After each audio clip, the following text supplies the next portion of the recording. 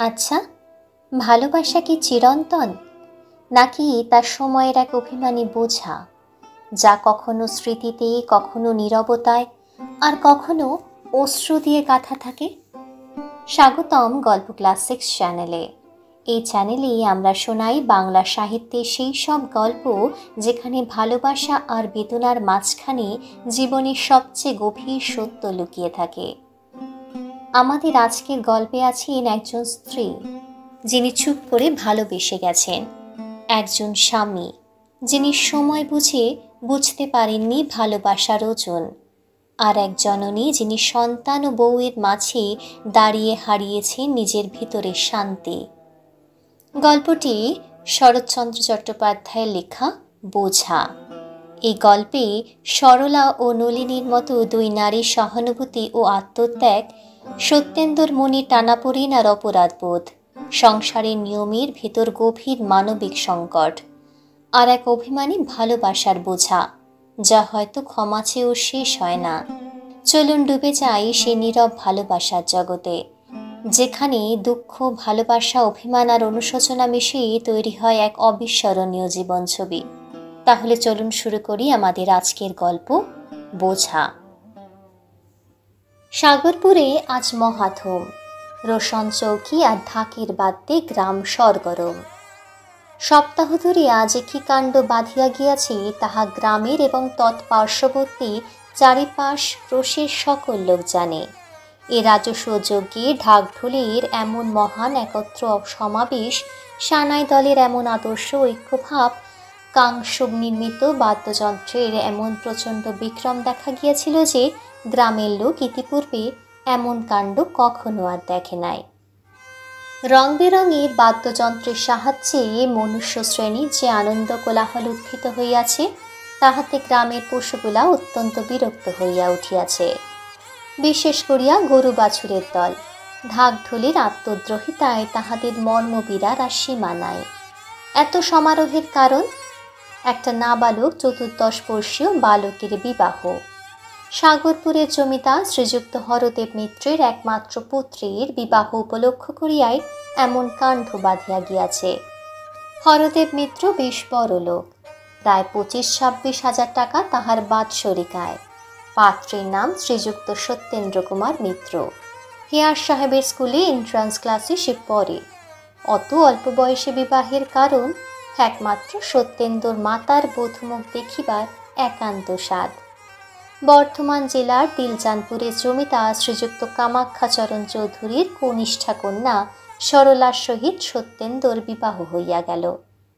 রাঙা বউ সত্যেন্দ্র মহা সুখী। 10 বছরের টুকটুকে ছোট বউটির মুখ দেখিয়া সত্যেন্দ্রর জননী বিশেষ হৃষ্টচিত্র হইলেন। বিবাহের পর বৎসরে হরদেববাবু বধূ আনিলেন, কারণ গৃহিণীর এরূপ অভিসন্ধি ছিল না যে বধূকে পিতৃগৃহে রাখিয়া দেন। তিনি প্রায় বলিতেন, বিবাহ হইলে মেয়েকে আর বাপের বাড়িতে রাখিতে নাই, মতটা মন্দ নহে। সত্যেন্দ্রর পাঠের সুবিধার জন্য হরদেববাবুকে সস্ত্রে কলিকাতাতেই থাকিতে হইল। সরলা কলিকাতায় আসিল। অল্প বয়সে বিবাহ হইয়াছে বলিয়া সরলা হরদেববাবুর সহিত কথা কহিত। এমনকি সত্যেন্দ্র উপস্থিত থাকিলেও সে শ্বশ্রু ঠাকুরানীর সহিত কথা বলিত। গৃহিণীর তাহাতে সুখ ভিন্ন অসুখ ছিল না। কিছুদিন পরে কামাখ্যাবাবু ও সরলাকে একবার বাটি লইয়া গেলেন। তাহার 2-1 মাস পরে সত্যেন্দ্র একদিন রাগ করিয়া বলিয়াছিল, বইগুলোতে ছাতা ধরেছে, দোয়াতের কালি শুকিয়ে গেছে, এমন একজন নেই যে এগুলো লেখে। কথাটা মা বুঝিলেন। হরদেববাবুরও কানে গেল। তিনি হাসিয়া বউ আনিতে পাঠাইলেন। লিখিলেন, আমাদের বাটিতে বড় গোলযোগ উপস্থিত হইতেছে, মা ভিন্ন বোধহয় থামিবে না, সুতরাং মাকে পাঠাইয়া দিবেন। আবার সরলা আসিল। সত্য ছোটখাটো কাজগুলো সেই করিত। বই গুলিয়া ঝাড়িয়া মুছিয়া সাজাইয়া রাখা, কলেজের কাপড় জামাগুলো ঠিক করিয়া রাখা, অর্থাৎ তাড়াতাড়িতে 2 হাতে 2 রকম বোতাম, কিংবা আহার করিতে অত্যন্ত বিলম্ব হইয়া গেছে, কলেজের 1 ঘন্টা যায় সময়ে এক পায়ে কার্পেটের অপর পায়ে বার্নিশ করা জুতো সে না পরিয়া ফেলে, ফর্সা জামার উপর রজব ভবনে শুভাগমনের জন্য প্রস্তুত চাদরের জুলুম না হয়, এই সব কাজগুলা সরলাই দেখিত। সরলা না থাকিলে এসব গণ্ডগোল তাহার প্রায়ই ঘটিত। এমন অন্যমনস্ক লোক কেহ কখনো দেখে নাই। এ সকল কাজ সরলা ভিন্ন অপর কাহারও দ্বারা হইত নাও বটে, আর হইলেও সত্যেন্দ্রর পছন্দ হইত না বলিয়াও বটে। কাজগুলি সরলাই করিত। সুশীলা সরলার বড় দিদি, তাহার ছেলের ভাত। সুতরাং কামাখ্যাবাবু দৈহিত্রের অন্নপ্রাশন উপলক্ষে সরলাকে বাটি লইয়া যাইবার জন্য কলিকাতায় আসিলেন। সরলার দিদি সরলা ও সত্যেন্দ্রকে যাইবার জন্য বিশেষ অনুরোধ করিয়া পত্র লিখিয়াছে। বিশেষ সরলা প্রায় 3 বৎসর যাবৎ তিলজানপুরে যায় নাই। সত্যেন্দু যখন যাইতে সম্মত হইল, তখন কামাখ্যাবাবু পরমানন্দে জামাতা কন্যা লইয়া দেশে আসিলেন। গৃহিণী বহু দিবসের পরে তাহাদিগকে পাইয়া অত্যন্ত আহ্লাদিতা হইলেন। যাহার ছেলের ভাত সে আসিয়াই দুজনকে অনেক কথা শুনাইয়া দিল, অনেক রকমে আপ্যায়িত করিল। শুভকর্ম নির্বিঘ্নে সমাধা হইয়া যাইবার পর সত্যেন্দু বাটি যাইতে চাহিল, কিন্তু গৃহিণী তাহাতে বিশেষ আপত্তি করিলেন। বলিলেন, এতদিন পরে এসেছ, আরও কিছুদিন থাকতে হবে। সরলাও ছাড়িল না। সুতরাং আরও 2-4 দিন থাকিতে সত্যেন্দ্র সম্মত হইল। 2-4 দিন কাটিয়া গেল, তবু সরলা ছাড়িতে চাহে না। কিন্তু না যাইলেও নহে, পড়াশোনার বিশেষ ক্ষতি হয়, পরীক্ষারও অধিক বিলম্ব নাই। আসিবার সময় সরলা জিজ্ঞাসা করিল, আমাকে আবার কবে নিয়ে যাবে? সত্যেন্দ্র কহিল, যখন যাবে তখনই। তাহা হইলে আমাকে 10-12 দিন পরেই নিয়ে যেও। সত্যেন্দু অতিশয় আহ্লাদিত হইল। সে এতটা ভাবে নাই। তখন অশ্রু জলের মধ্যে সরলা স্বামীকে বিদায় দিয়া হাসিয়া বলিল, দেখো, আমার জন্য যেন ভেবো না, আর রাত্রি পর্যন্ত পড়ে যেন অসুখ না হয়। রাত্রি 10টার অধিক না পড়িবার জন্য সরলা বিশেষ করিয়া মাথার দীপ দিয়া দিল। কি একটা উদাস পাড়া প্রাণ লইয়া সত্যেন্দ্র সেই দিন কলিকাতায় পৌঁছিল। সত্যেন্দ্রনাথ একখানা পুস্তক লইয়া বসিয়াছিল। পুস্তকের পৃষ্ঠার সহিত মনের একটা বিষম দ্বন্দ্বযুদ্ধ চলিয়াছিল। সত্যেন্দ্র গণিয়া দেখিল, সমস্ত দিনে মোটে 26 লাইন পড়া হইয়াছে। দুঃখিতভাবে সে ভাবিল, বাহ, এইরকম পড়লেই পাশ হবে। ক্রমে দুঃখ ঈষৎ ক্রোধে পরিণত হল। সে ভাবিল, সমস্ত পোড়ামুখী সরর দোষ। এই 5 দিন এসেছি, এতটুকু পড়তে পারিনি।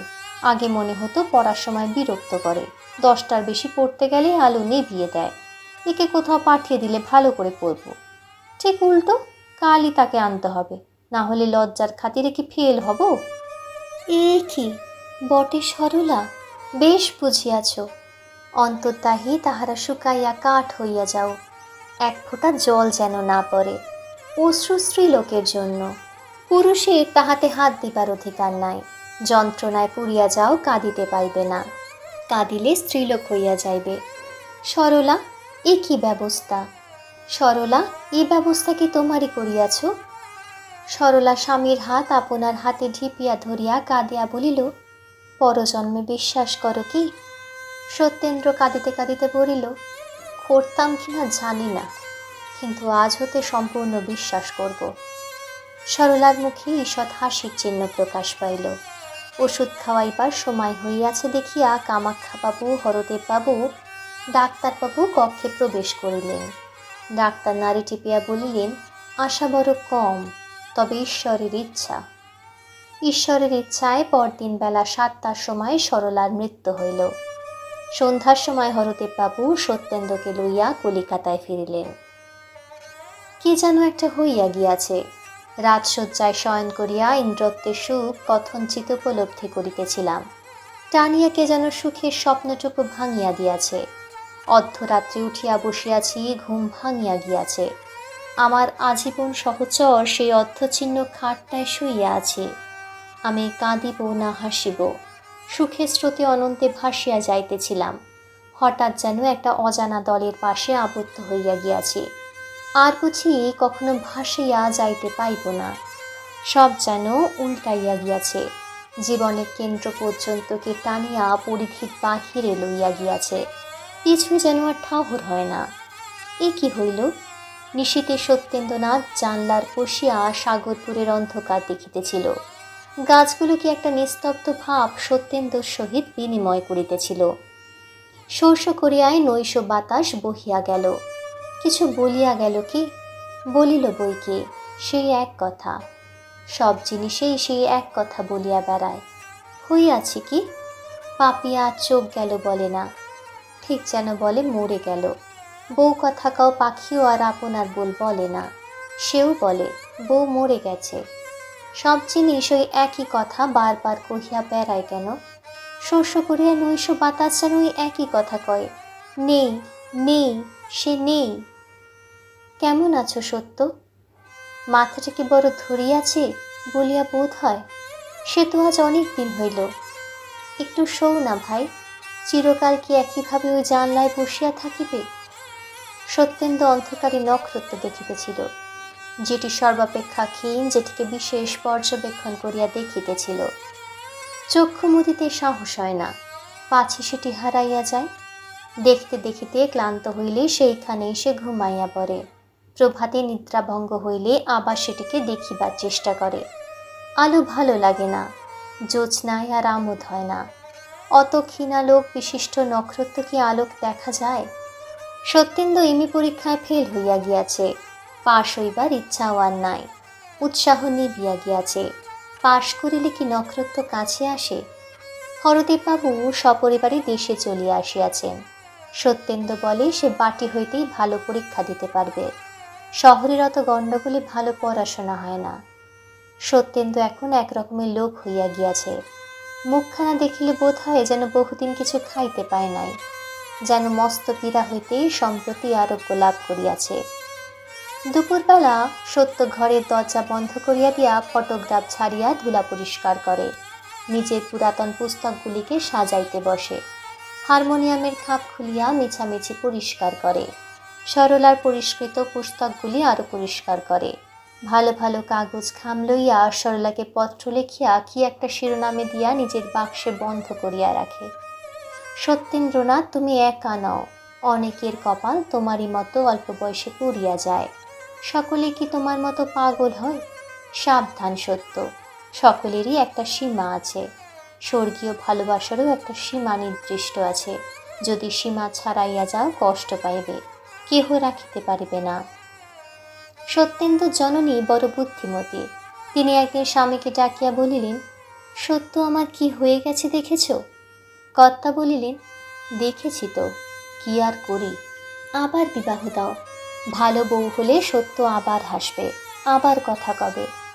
সেদিন সত্য আহার করিতে বসিলে জননী বলিলেন, আমার একটা কথা শুনবে? কি? তোমাকে আবার বিবাহ করতে হবে। সত্য হাসিয়া বলিল, এই কথা? তা বুড়ো বয়সে আবার ওসব কেন?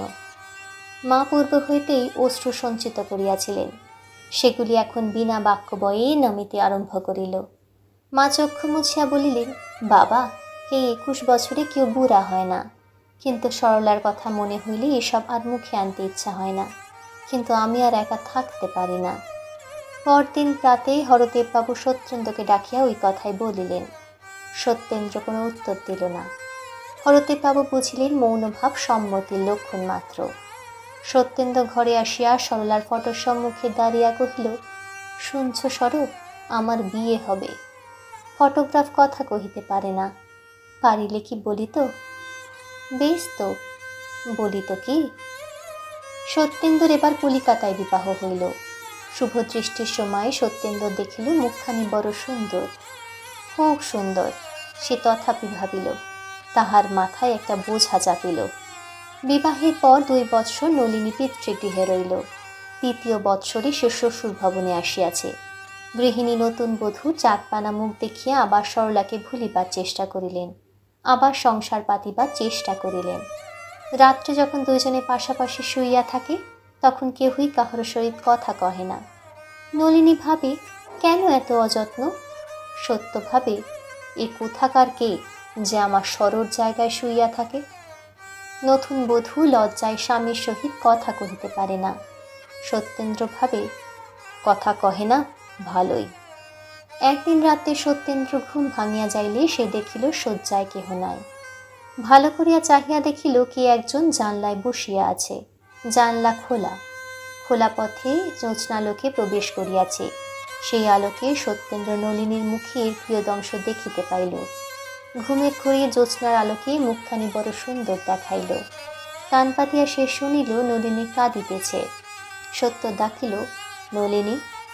নলিনী চমকিয়া উঠিল। স্বামী আহ্বান করিয়াছেন। অন্য মেয়ে কি করিত জানি না, কিন্তু নলিনী ধীরে ধীরে আসিয়া নিকটে বসিল। সত্যেন্দ্র বলিল, কাঁদছ কেন? অশ্রুবেগ দ্বিগুণ মাত্রায় বহিতে লাগিল। তাহার 16 বৎসর বয়সে স্বামীর এই আদরের কথা। অনেকক্ষণ চাপিয়া চাপিয়া কাঁদিয়া চোখ মুছিয়া ধীরে ধীরে সে বলিল, তুমি আমাকে দেখতে পারো না কেন? কি জানি কেন, সত্যরও বড় কান্না আসিতেছিল। তাহা রোধ করিয়া সে বলিল, দেখতে পারি না তোমাকে কে বললে? তবে যত্ন করতে পারি না। নলিনী নিরুত্তরে এই সকল কথা শুনিতে লাগিল। সত্যেন্দ্র কিছুক্ষণ নীরব থাকিয়া বলিল, ভেবেছিলাম এ কথা কাউকেও বলবো না, কিন্তু না বলেও কোনো লাভ নাই। তোমাকে কিছু গোপন করব না। সকল কথা খুলে বললে বুঝতে আমি এমন কেন। আমি এখনো সরলাকে, আমার পূর্ব স্ত্রীকে ভুলিতে পারিনি। ভুলবো এমন ভরসাও করি না, ইচ্ছেও করি না। তুমি হতভাগ্যের হাতে পড়েছ। তোমাকে কখনো সুখী করতে পারবো এই আশা মনে হয় না। নিজের ইচ্ছায় তোমাকে বিবাহ করিনি, নিজের ইচ্ছায় তোমাকে ভালোবাসতে পারবো না। গভীর নিশীথেই দুইজনে অনেকক্ষণ এইভাবে বসিয়া রহিল। সত্যেন্দ্র বুঝিতে পারিল নলিনী কাঁদিতেছে। সে কাঁদিয়াছিল কি? একে একে সরলার কথা মনে পড়িতে লাগিল। ধীরে ধীরে সেই মুখখানি হৃদয়ে জাগিয়া উঠিল। সেই নিতে এসেছ মনে পড়িল। অনাহুত অশ্রু সত্যেন্দ্র নয়ন রোধ করিল, তাহার পর গণ্ড বাহিয়া ধীরে ধীরে ঝরিয়া পড়িল। চক্ষু মুছিয়া সত্যেন্দ্র ধীরে ধীরে নলিনীর হাত দুটি আপনার হাতে লইয়া বলিল, কেঁদো না নলিনী, আমার হাত কি? নিষেদিন অন্তরে আমি কি যন্ত্রণায় যে ভোগ করি তা কেউ জানে না। মনে বড় কষ্ট। এই কষ্ট যদি কখনো যায়, তাহলে হয়তো তোমাকে ভালোবাসতে পারবো, হয়তো তোমাকে আবার যত্ন করতে পারবো। এই বিষাদপূর্ণ স্নেহমাখা কথার মূল্য কয়জন বোঝে? নলিনী বড় বুদ্ধিমতী। সে স্বামীর কষ্ট বুঝিল। স্বামী তাহাকে ভালোবাসে না এ কথা সে তাহার মুখে শুনিল। তথাপি তাহার অভিমান হইল না। বোকামে, 16 বৎসরে যদি অভিমান করিবে না তো কবে করিবে? কিন্তু নলিনী ভাবিল, অভিমান আগে না স্বামী আগে? সেদিন হইতে কি করিলে স্বামীর কষ্ট যায় ইহাই তাহার একমাত্র চিন্তার বিষয় হইল। কি করিলে স্বামী সতীনকে ভুলিতে পারে এ কথা সে একবারও ভাবিল না। ব্যথার যদি কেহ ব্যথী হয়, কষ্টতে যদি কেউ সহানুভূতি প্রকাশ করে, দুঃখের কথা যদি কেহ আগ্রহ করিয়া শ্রবণ করে, তাহা হইলে বোধহয় তাহার ন্যায় বন্ধু এ জগতে আর নাই। ইহার পরে সত্যেন্দ্র নলিনীকে প্রায় পূর্বের কথা জানাইত। কত নিষাদ দুইজনের সেই একই কথার অবসান হইত। সত্যেন্দ্র যে কেবল বলিত তাহা নয়, নলিনী আগ্রহের সহিত স্বামীর পূর্ব ভালোবাসার কথা শুনিতে ভালোবাসিত। 2 বৎসর গত হইয়াছে। নলিনীর বয়স এখন 18 বৎসর। তাহার আর পূর্বের মতো কষ্ট নাই। স্বামী এখন তাহাকে অযত্ন করেন না। স্বামীর ভালোবাসা জোর করিয়া সে লইয়াছে। সে জোর করিয়া কিছু লইতে জানে, সে তাহা রাখিতেও জানে। তাহার এখন আর কোনো কষ্টই নাই। সত্যেন্দ্রনাথ এখন পাবনা ডেপুটি ম্যাজিস্ট্রেট। স্ত্রীর যত্নে, স্ত্রীর ঐকান্তিক ভালোবাসায় তাহার অনেক পরিবর্তন হইয়াছে। কাছারির কর্মের অবকাশে সে এখন নলিনীর সহিত গল্প করে, উপহাস করে, গান বাজনা করিয়া আমোদ পায়। এক কথায় সত্যেন্দ্র অনেকটা মানুষ হইয়াছে। মানুষ যেটা পায় না সেইটাই তাহার অত্যন্ত প্রিয় সামগ্রী হইয়া দাঁড়ায়। মনুষ্য চরিত্র এমনই। তুমি অশান্তিতে আছো, শান্তি খুঁজিয়া বেড়াও। আমি শান্তি ভোগ করিতেছি, তবু কোথা হইতে যেন অশান্তিকে টানিয়া বাহির করি। ছল ধরা যেন মানুষের স্বভাব সিদ্ধ ভাব। যে মাছটা পলাইয়া যায় সেইটাই কি ছাই বড় হয়? সত্যেন্দ্রনাথ তো মানুষ। মানুষের স্বভাব কোথায় যাইবে? এত ভালোবাসা, যত্ন ও শান্তির মধ্যেই তাহার হৃদয়ে মাঝে মাঝে বিদ্যুতের মতো অশান্তি জাগিয়া ওঠে। নিমেষের মধ্যে মনের মাঝে বৈদ্যুতিক ক্রিয়ার মতো যে বিপ্লব বাঁধিয়া যায়, তাহা সামলাইয়া লইতে নলিনীর অনেক পরিশ্রমের প্রয়োজন হয়। মাঝে মাঝে তাহার মনে হয় বুঝি আর সে সামলাইতে পারিবে না। এতদিনের চেষ্টা, যত্ন, অধ্যাবসায় সমস্তই বুঝি বিফল হইয়া যাইবে। নলিনীর এতটুকু ত্রুটি দেখিলে সত্যেন্দ্র ভাবে, সরলা থাকিলে বোধহয় এমনটি হইত না। হইত কিনা ভগবান জানেন। হয়তো হইত না, হয়তো ইহা অপেক্ষা চতুর্গুণ হইত। কিন্তু তাহাতে কি? সে মৎস্য যে পলাইয়া গিয়াছে। সত্যেন্দ্র এখনো সরলাকে ভুলিতে পারে নাই। কাছারি হইতে আসিয়া যদি নলিনীকে সে দেখিতে না পায়, অমনি মনে করে কিসে আর কিসে। নলিনী বড় বুদ্ধিমতী, সে সর্বদা স্বামীর নিকটে থাকে, কারণ সে জানিত এখনো তিনি সরলাকে ভুলেন নাই। একবারে ভুলিয়া জানে ইচ্ছা নলিনীর কখনো মনে হয় না, তবে অনর্থক মনে করিয়া কষ্ট না পান এই জন্যই সে সর্বদা কাছে থাকিত, যত্ন করিত।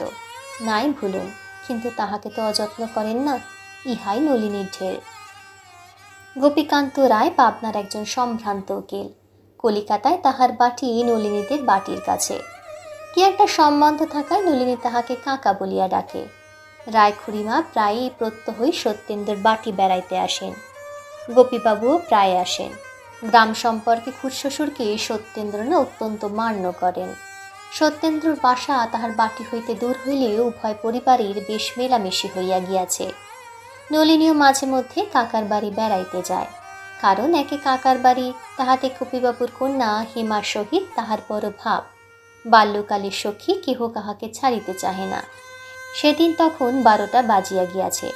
সত্যেন্দ্র কাছারি চলিয়া গিয়াছে। কোনো কর্ম নাই দেখিয়া নলিনী ছবি আঁকিতে বসিল, কিন্তু তৎক্ষণাৎ গড়গড় করিয়া একখানা গাড়ি ডেপুটিবাবুর বাড়ির সম্মুখে আসিয়া লাগিল। কে আসিল? হেম বুঝি? আর ভাবিতে হইল না। বিষম কোলাহল করিতে করিতে হেমাঙ্গিনী আসিয়া উপস্থিত হইল। হেমা আসিয়া একেবারে নলিনীর চুল ধরিল, কহিল, আর লেখাপড়ার দরকার নেই, ওঠ, আমাদের বাড়ি চল, কাল দাদার বউ এসেছে। নলিনী কহিল, বউ এসেছে? সঙ্গে আনলে না কেন? হেম কহিল, তা কি হয়, নতুন এসেছে, হঠাৎ তোর এখানে আসবে কেন? নলিনী কহিল, আমি তবে যাব কেন? হেমাঙ্গিনী হাসিয়া বলিল, তোর ঘাট যাবে, এই আমি টেনে নিয়ে যাচ্ছি। চুল ধরিয়া টানিয়া লইয়া যাইলে নলিনী কেন, অনেককেই যাইতে হইত, নলিনীকেও যাইতে হইল। যাইতে নলিনীর বিশেষ আপত্তি ছিল, কারণ তাহাদের বাটি যাইতে হইলে ফিরিয়া আসিতে বিলম্ব হইত। 2-1 দিন নলিনীর বাটি ফিরিবার পূর্বেই সত্যেন্দ্রনাথ কাছারি হইতে ফিরিয়াছিলেন। সেরূপ অবস্থায় সত্যেন্দ্র বড় অসুবিধা হইত। তিনি কিছু মনে করুন আর নাই করুন, নলিনীর বড় লজ্জা করিত, কারণ সে জানিত কাছারি হইতে ফিরিয়া আসিয়া তাহার হাতের বাতাস না খাইলে স্বামীর গরম ছুটিত না। বিধাতার ইচ্ছা, বহু চেষ্টায় আজও নলিনী 7-8 পূর্বে ফিরিতে পারিল না। আসিয়া সে দেখিল সত্যেন্দ্র সংবাদপত্র পাঠ করিতেছে, তখনও কিছু আহার করে নাই। খাওয়াইবার ভার নলিনী আপন হস্তেই রাখিয়াছিল। কাছে আসিলে সত্যেন্দ্র হাসিল, কিন্তু সে হাসি নলিনীর ভালো বোধ হইল না। সে অন্তরে শিহরিয়া উঠিল। আসন পাতিয়া নলিনী জলখাবার খাওয়াইতে চেষ্টা করিল, কিন্তু সত্যেন্দ্র কিছু স্পর্শও করিল না।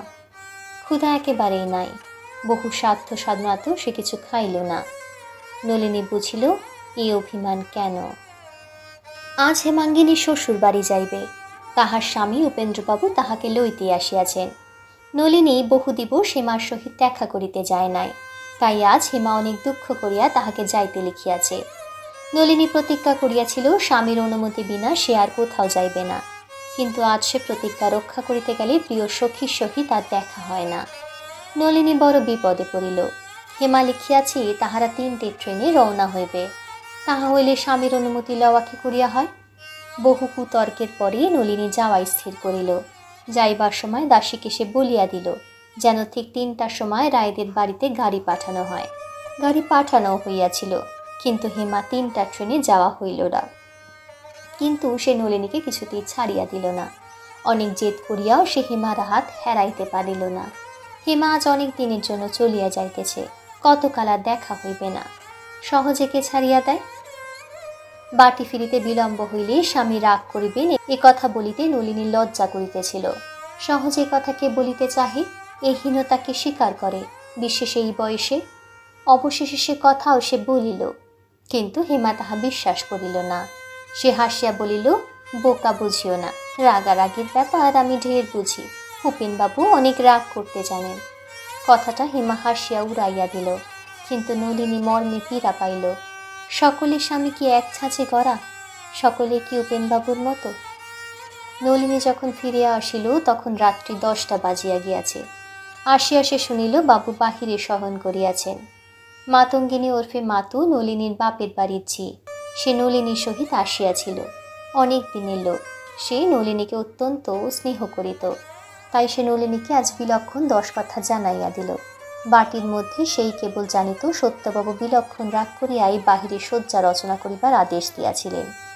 গভীর রাত্রে যখন শয্যায় শয়ন করিয়া চক্ষু মুদ্রিত করিয়া সত্যেন্দ্রনাথ পূর্বস্মৃতি জাগাইয়া তুলিবার চেষ্টা করিতেছিলেন, যখন সেই বহুদিনগত প্রফুল্ল কমল সদৃশ সরলার মুখের সহিত নলিনীর মুখের ঈষৎ সাদৃশ্য আছে কিনা বিবেচনা করিতেছিল, যখন সরলার ভালোবাসার নিকট নলিনীর ভালোবাসা সাগরের নিকট গোষ্পদের জল ধারণা করিবার জন্য মনের মধ্যে বিষম ঝটিকার উৎপত্তি করিতেছিল, তখন ধীরে ধীরে দ্বার খুলিয়া নলিনী সে গৃহে প্রবেশ করিল। সত্যেন্দ্র চাহিয়া দেখিল নলিনী। নলিনী আসিয়া সত্যেন্দ্রর পদতলে বসিল। সত্যেন্দ্র চক্ষু মুদ্রিত করিল। বহুক্ষণ এইভাবে কাটিয়া গেল দেখিয়া সত্যেন্দ্রনাথ বিরক্ত হইল। পার্শ্ব পরিবর্তন করিয়া পুরুষভাবে স্পষ্ট স্বরে কহিল, তুমি এখানে কেন? নলিনী কাঁদিতেছিল, কথা কহিতে পারিল না। কান্না দেখিয়া ডেপুটিবাবু আরও একটু ক্রুদ্ধভাবে বলিল, রাত হয়েছে, যাও ভেতরে গিয়ে শোগে। নলিনী কাঁদিতেছিল, এবার চক্ষের জল মুছিয়া সে বলিল, তুমি শোবে চলো। সত্য ঘাড় নাড়িল, বলিল, আমার ঘুম পেয়েছে, আর উঠতে পারবো না। কাঁদিলে সত্যেন্দ্র বিরক্ত হয়। নলিনী চক্ষের জল মুছিয়াছে, স্বামীর কাছে আর সে কাঁদিবে না। ধীরে ধীরে পায়ের ওপর হাত রাখিয়া নলিনী বলিল, এবার আমায় ক্ষমা করো, এখানে তোমার বড় কষ্ট হবে, ভিতরে চলো। সত্যেন্দু আর ভিতরে যাইবে না প্রতিজ্ঞা করিয়াছে। সে বলিল, কষ্টের কথা এত রাত্রে আর ভেবে কাজ নেই, তুমি শোগে, আমিও ঘুমোই। নলিনী সত্যেন্দ্রকে চিনিত। সমস্ত রাত্রি সে আপনার ঘরে বসিয়া কাঁদিয়া কাটাইল। বলি, ও হেমাঙ্গিনী, একবার দেখিয়া গেলি না, রাগারাগির ব্যাপার তুমি বোঝো ভালো, একবার মিটাইয়া দিবে নাকি? পরদিনও সত্যেন্দ্র বাটির ভিতর আসিল না, বা নলিনীর সহিত সাক্ষাৎ করিল না। নলিনীর একখানা পত্র মাতু সত্যেন্দ্রর হাতে দিয়াছিল। সে সেখানা না পড়িয়াই মাতঙ্গিনীর সম্মুখে ছিঁড়িয়া ফিরিয়া দিয়া বলিল, এসব আর এনো না। 4-5 দিন পরেই একদিন নলিনীর দাদা শ্রীযুক্ত নরেন্দ্রনাথ পাবনায় আসিয়া পৌঁছলেন। হঠাৎ দাদাকে দেখিয়া নলিনী অতিশয় সন্তুষ্ট হইল, কিন্তু ততধিক বিস্মিত হইল। দাদাজি? নরেন্দ্রবাবু নলিনীর সহিত সাক্ষাৎ করিয়া হাসিয়া বলিলেন, বাড়ি যাবার জন্য এত ব্যস্ত হয়েছিস কেন বোন? ব্যস্ত? কথাটার অর্থ নলিনী তখনই বুঝিয়া ফেলিল। হাসিয়া সে বলিল, তোমাদের চেয়ে অনেকদিন দেখিনি। যেদিন স্বামীর চরণে প্রণিপাত করিয়া নলিনী দাদার সহিত গাড়িতে উঠিল, সে রাত্রি সত্যেন্দ্রনাথ এতটুকু ঘুমাইতে পারিল না। সমস্ত রাত্রি ধরিয়া সত্যেন্দ্র ভাবিতেছিল, এতটা না করিলেও চলিতে পারিত। অনেকবার মনে হইয়াছিল, এখনো সময় আছে, এ সময়ও গাড়ি ফিরাইয়া আনি। কিন্তু হায় রে অভিমান, তাহারই জন্য নলিনীকে ফিরাইয়া আনা হইল না। যাইবার সময় মাতুও সঙ্গে গিয়াছিল, সেই কেবল যাইবার যথার্থ কারণ জানিত। নলিনী মাতুকে বিশেষ করিয়া বলিয়া দিয়াছিল, যেন সে বাটিতে কোনো কথা না বলে। নলিনী মনে করিল, এই কথা প্রকাশ করিলেই স্বামীর অপযশ করা হইবে। ভালো হোক আর মন্দ হোক, তাহার স্বামীকে লোকে মন্দ বলিবার কি?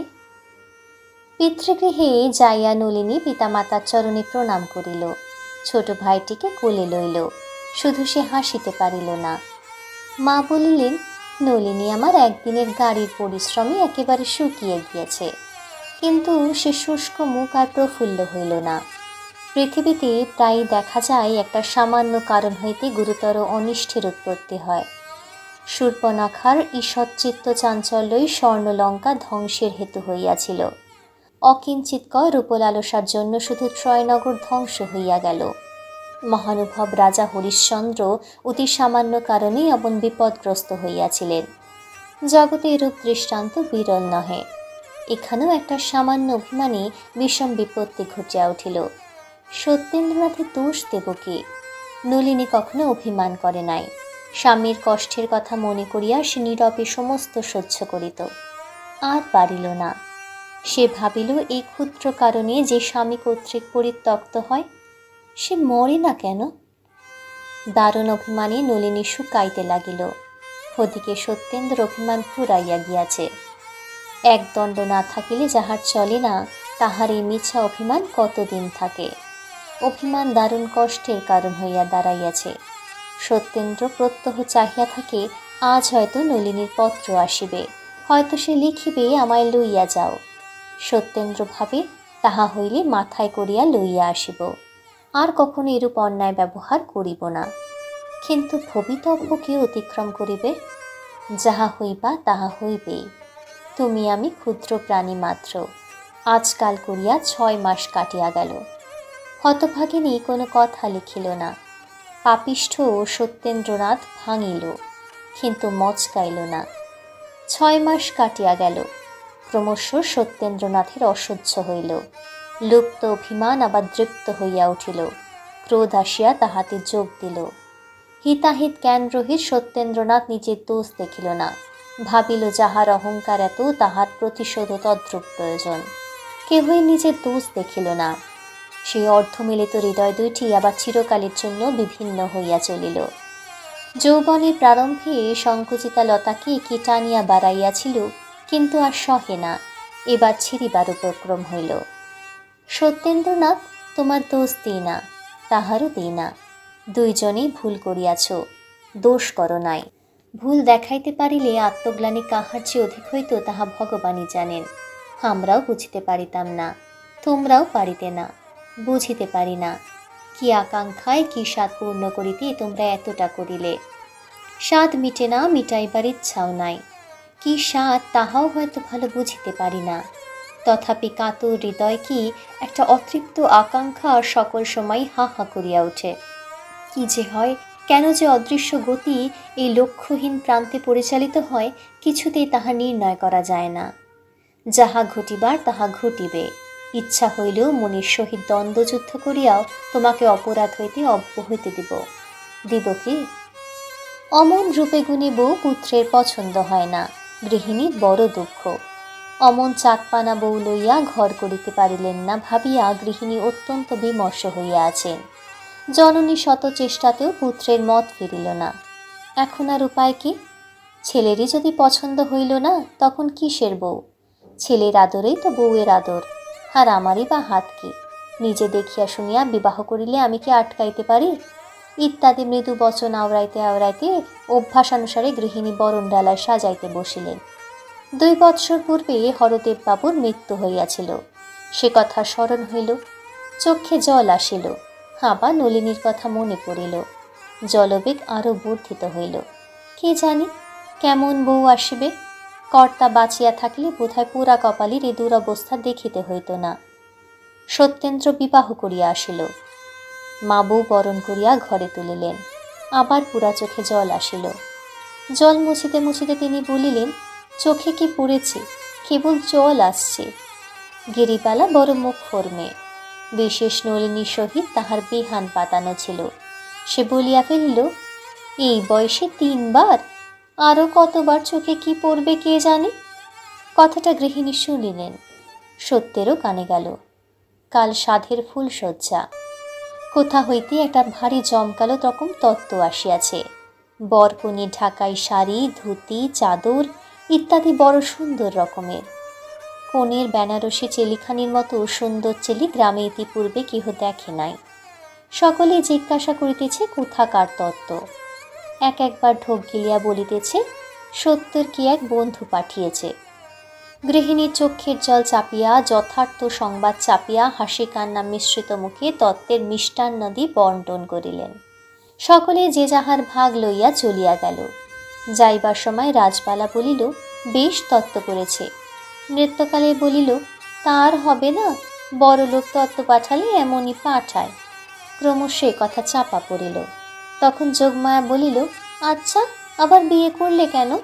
জ্ঞানদা কহিল, কে জানি বোন, অমন রূপে গুণে বউ, কে জানি, ওসব বোঝা যায় না। রামমণি জাতিতে নাপিতের কন্যা, তবে অবস্থা ভালো, দেখিতেও মন্দ নহে। এই নাকটি সামান্য চাপা মাত্র। কোনো কোনো পরশ্রী কাতর লোক তাহার চক্ষেরও দোষ দিত, বলিত হাতির চোখের চেয়েও ছোট। যাক, এই নিন্দাবাদে আমাদের প্রয়োজন নাই। রামমণি একটু হাসিয়া বলিল, তোমাদের ঘটে যদি বুদ্ধি থাকতো তাহা হলে কি আর ও কথা বলো? চুরি সদা সর্বদা যে ফিক ফিক করে হেসে কথা বলতো, তাতেই আমার সন্দেহ হয়েছিল। স্বভাব চরিত্র মন্দ লোক, স্বভাব চরিত্র মন্দ, না হলে চাকরির স্থান থেকে তাড়িয়ে দেয়, আবার বিয়ে করে। মুখে কিছু না বলিলেও কথাটা অনেকের মতের সহিত মিলিল। ইহার 2-1 দিন পরে গ্রামের প্রায় সকলেই জানিল যে রামমণির জমিদারের বাটির গূঢ় রহস্য ভেদ করিয়াছে। নাপিতের মেয়ে না হইলে এত বুদ্ধি কি বামুন গায়েতের মেয়ের হয়? কথাটা অনেকে স্বীকার করিল। এবার গৃহিণীর পালা। এ কথা যখন তাহার কানে গেল, তিনি ঘরের কপাট বন্ধ করিয়া একেবারে ঘুমে লুটাইয়া পড়িলেন। আমার নলিনী কুলোটা, কে জানি কেন গৃহিণী সরলা অপেক্ষা নলিনীকে অধিক ভালোবাসিয়াছিলেন। জন্মের মতো সেই নলিনীর কপাল ভাঙিয়া গিয়াছে। গৃহিণী মনে মনে ভাবিলেন, সত্য হয় ভালোই, না হয় আমি নলিনীকে লইয়া কাশিবাসী হইব। পোড়া কপালির এ জন্মের মতো সব সাধিত মিটিয়াছে। তখন তিনি দ্বার খুলিয়া মাতুকে ডাকিয়া আনিয়া আবার দ্বার বন্ধ করিলেন। মাতুই তত্ত্ব লইয়া আসিয়াছিল। দুইজনের চক্ষু জলের বহু বিনিময় হইল। কেমন করিয়া নলিনী সোনার বর্ণ কালী হইয়াছে, কি অপরাধে সত্যেন্দ্র তাহাকে পায়ে ঠেলিয়াছে, কত কাতর বচনে সে ঠাকুরানীকে প্রণাম জানাইয়াছে ইত্যাদি বিবরণ মাতঙ্গিনী বেশ করিয়া বিনাইয়া বিনাইয়া চক্ষু মুছিতে মুছিতে গৃহিণীকে শুনাইল। শুনিতে শুনিতে এই গৃহিণীর পূর্ব স্নেহ শতগুণ বর্ধিত হইয়া উঠিল। পুত্রের উপর দারুণ অভিমান জন্মিল। মনে মনে তিনি ভাবিলেন, আমি কি সত্যর কেউ নহি? সকল কথাই কি আমার উপেক্ষার যোগ্য? আমার কি একটা কথাও থাকিবে না? আমি আবার নলিনীকে গৃহে আনিব। অমল লক্ষ্মীর কি দশা করিতে আছে? সেদিন সন্ধ্যার সময় জননী পুত্রকে ডাকিয়া বলিলেন, নলিনীকে নিয়ে এসো। পুত্র ঘাড় নাড়িয়া বলিল, না। জননী কাঁদিয়া ফেলিলেন, বলিলেন, ওরে আমার নলিনীর নামে গ্রামময় কলঙ্ক উঠেছে যে, তুই তার স্বামী, তার মান রাখবে নি? কিসের কলঙ্ক? অমন করে তাড়িয়ে দিয়ে আর একটা বিয়ে করলে আমি কার মুখ বন্ধ করব? মুখ বন্ধ করে কি হবে? তবু আনবি নি? না। জননী অতিশয় ক্রুদ্ধা হইলেন। কিরূপ ক্রুদ্ধা হইতে হবে এবং তখন কি কথা বলিতে হইবে তাহা তিনি পূর্ব হইতে স্থির করিয়া আসিয়াছিলেন। সুতরাং কিছু ভাবিতে হইল না। বললেন, তবে কালই আমায় কাশী পাঠিয়ে দাও। আমি এখানে এক দণ্ড আর থাকতে চাই না। সত্য আর সে সত্য নাই। সরলার আদরের ধন, ক্রীড়াদ্রব্য, শখের জিনিস, অন্যমনস্ক উচ্ছমনা সরল হৃদয় প্রফুল্লবদন স্বামী নলিনীর বহু যত্নের বহু ক্লেশের মনের মতো সত্যেন্দ্রনাথ আর নাই। সেও বুকে পাষাণ চাপাইয়াছে। লজ্জা, শরম, হিতাহিত জ্ঞান সকলই হারাইয়াছে। সে অনায়াসে বলিল, তোমার যেখানে ইচ্ছা হয় যাও, আমি আর কাকেও আনতে পারবো না। সত্যের মুখে এ কথা শুনিবেন মা তাহা স্বপ্নেও ভাবেন নাই। কাঁদিতে কাঁদিতে চলিয়া গেলেন। যাইবার সময় একসময় বলিলেন, বউ আমার কুলোটা নয়, তা বেশ চেনো। গ্রামের লোকে যা ইচ্ছা হয় বলে, কিন্তু আমি কখনো তা বিশ্বাস করব না। পরদিন পিসিমা সত্যেন্দ্রকে ডাকিয়া বলিলেন, তোমার এক বন্ধু তোমাকে তত্ত্ব করেছে, দেখেছ কি? সত্য ঘাড় নাড়িল, বলিল, না। কে বন্ধু? জানি না, বসো, কাপড়গুলো নিয়ে আসি। অল্পক্ষণ পরে পিসিমা একতারা কাপড় লইয়া আসিলেন। সত্য দেখিল বেশ মূল্যবান বস্ত্র। সে বিস্মিত হইল, কোন বন্ধু পাঠাইয়াছে? চেলিখানি বেশ করিয়া দেখিতে দেখিতে সে লক্ষ্য করিল এক কোণে কি একটা বাধা আছে। খুলিয়া দেখিল একখানা ক্ষুদ্র পত্র। হস্তাক্ষর দেখিয়া সত্যেন্দ্রর মাথা ঝাঁত করিয়া উঠিল। লেখা আছে, ভগিনী, স্নেহের উপহার প্রত্যাখ্যান করিতে নাই। তোমার দিদি যাহা পাঠাইল গ্রহণ করিও। সে রাতের ফুলশয্যা সত্যেন্দ্রর পক্ষে কণ্টক শয্যা হইল। যুবার অভিমান কোনো বালকে দেখিয়াছে কি? সত্যেন্দ্র ন্যায় অভিমান করিয়া এতটা অনর্থপাত করিতে কোনো বালক দেখিয়াছে কি? ছেলেবেলায় পুস্তক লইয়া খেলা করিতাম বলিয়া পিতার নিকট শাস্তি ভোগ করিয়াছি। সত্যেন্দ্রনাথ, তুমি হৃদয় লইয়া খেলা করিয়াছ, শাস্তি পাইবে। ভয় হয় কি? তোমরা যুবা, সমস্ত সংসারটাই তোমাদের সুখের নিকেতন। কিন্তু বলো দেখি, তোমাদের কাহারও কি এমন একটা সময় আসে নাই যখন প্রাণটা বাস্তবে কি ভার বোধ হইয়াছে, যখন জীবনের প্রত্যেক গ্রন্থিগুলি শ্লথ হইয়া ক্লান্তভাবে ঢলিয়া পড়িবার উপক্রম করিয়াছে? না হইয়া থাকে, একবার সত্যেন্দ্রনাথকে দেখো। ঘৃণা করিতে ইচ্ছা হয়, স্বচ্ছন্দে ঘৃণা করো। ঘৃণা করো, সহানুভূতি প্রকাশ করিও না। ঘৃণা করো, কিছু বলিবে না, দয়া করিও না, মরিয়া যাইবে। পাপী যদি মরিয়া যায়, প্রায়শ্চিত্ত ভোগ করিবে কে? সত্যেন্দ্র শান্ত জীবনের প্রত্যেক দিন এক একটা দুঃসহ বোঝা লইয়া আসে। সমস্ত দিন ছটফট করিয়া যেন সে বোঝা আর নামাইতে পারে না। সত্যেন্দ্রর মাঝে মাঝে মনে হয় যেন তাহার অতীত জীবন সমস্ত বিস্মৃত হইয়া গিয়াছে। শুধু কিছুতেই ভুলিতে পারে না তাহার সাধের নলিনী পাবনায় চরিত্রহীনা হইয়াছিল, তাই সে তাহার স্বামী কর্তৃক পরিত্যক্ত হইয়াছে। প্রায় 2 মাস গত হইল, সত্যেন্দ্রনাথের বিবাহ হইয়াছে। আজ একখানা পত্র একটি ছোট পার্সেল আসিয়া সত্যেন্দ্র নিকট পৌঁছালো। পত্রটি নলিনী দাদা নরেন্দ্রবাবুর। সেখানে এই: সত্যেন্দ্রবাবু, অতি অনিচ্ছা সত্ত্বেও যে আপনাকে পত্র লিখিতেছি সে কেবল আমার প্রাণাধিকা ভগিনী নলিনীর জন্য। মৃত্যুর পূর্বে সে অনেক করিয়া বলিয়া গিয়াছে যেন এই অঙ্গুরীয়টি আপনার নিকট পুনঃপ্রেরিত হয়। আপনার নামাঙ্কিত অঙ্গুরীয়টি পাঠালাম। ভগিনীর ইচ্ছা ছিল এটি আপনার নতুন স্ত্রীকে পরাইয়া দেন, ভরসা করি তাহার আশা পূরিবে। আর মৃত্যুর পূর্বে সে আপনাকে বিশেষ করিয়া অনুনয় করিয়া গিয়াছে যেন তাহার ছোট ভগিনীটি ক্লেশ না পায়। নলিনীর যখন একটি ছোট পুত্র সন্তান হইয়া মরিয়া যায়, সত্যেন্দ্রনাথ এই অঙ্গুরীয়টি তাহার হস্তে পরাইয়া দিয়াছিল। সে কথা মনে পড়িয়াছিল কি? সত্যেন্দ্রনাথ আর পাবনায় যান নাই। যে কারণেই হোক, মাতা ঠাকুরানী আর কাশীবাসী হইতে পারিলেন না। নতুন বধূর নাম ছিল বিধু। বিধু বোধ হয় পূর্বজন্মে নলিনীর ভগিনী ছিল। ভালোবাসা যদি বোঝা হয়, তবে সে বোঝা পৃথিবীর সবচেয়ে পবিত্র। কিন্তু সেই বোঝা যদি হয়ে ওঠে অবহেলা, ভুল বোঝাবুঝি আর নীরব আত্মদহন, তবে তা বয়ে বেড়ানোই সবচেয়ে কঠিন। আজকের গল্পে আমরা দেখলাম একজন নারীর নিঃশব্দ ভালোবাসা, একজন পুরুষের অহং ও অনুশোচনার কাহিনী, আর এক মায়ের কান্নার ভাষাহীন প্রতিধ্বনি। বোঝা কেবল একটা সম্পর্কের গল্প নয়, এ এক জীবনের আয়না, যেখানে আমরা সবাই একবার না একবার নিজেদের দেখতে পাই। আপনার যদি গল্পটি হৃদয়ে ছুঁয়ে যায় তাহলে লাইক করুন, শেয়ার করুন, আর গল্প ক্লাসিক্সকে সাবস্ক্রাইব করতে ভুলবেন না। নোটিফিকেশন অন করে রাখুন যাতে মিস না করেন আমাদের পরবর্তী আবেগঘন বাংলা গল্প। মন্তব্যে জানান আপনার চোখে এই গল্পে কি সবচেয়ে বেশি কষ্ট পেয়েছে, সত্য, নলিনী নাকি মা? আবার ফিরে আসবো নতুন কোনো বাংলা সাহিত্য নিয়ে। ততক্ষণ ভালো থাকুন।